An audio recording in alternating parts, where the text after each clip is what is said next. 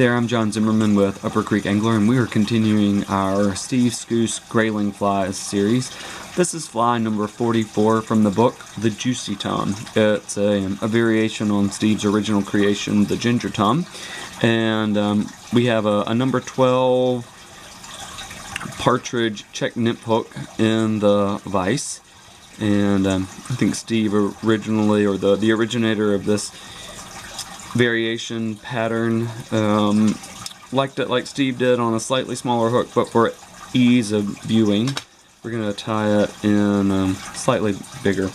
We're only using two materials for this fly. We're using some amber vinyl ribbing. The original pattern calls for D-rib. This is basically the same thing made by the folks at UTC. So we will we'll tie this in, and to avoid a big bump at the back of the hook or at the tie-in point, we'll take this material all the way up to the top of the fly.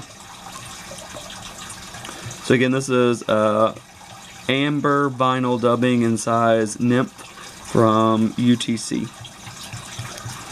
You can use the same style of material from in D-rib. What you'll want to do before you begin wrapping is just work on the taper just a fuzz, because once you begin wrapping the vinyl over, you're set. So we'll take this material and wrap it up the shank of the hook with touching wraps.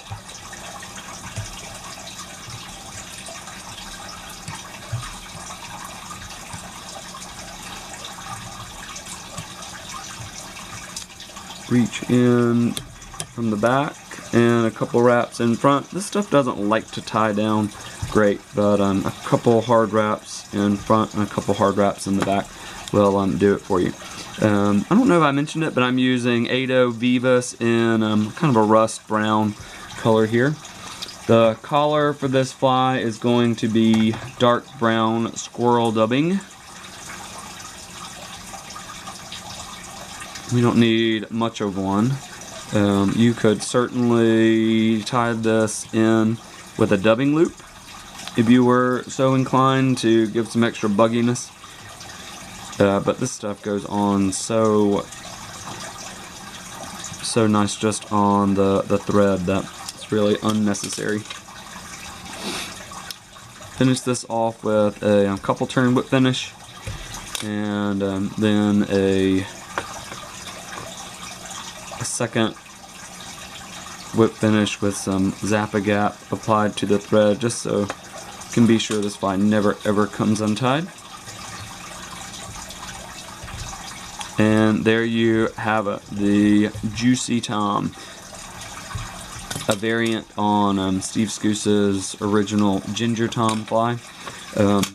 Tie yourself up a bunch of these. They sure do catch a lot of fish, and as you can see, super simple to tie. They don't require a lot of materials, and this guy will rocket to the bottom with nothing to catch water and a big tungsten bead at the top.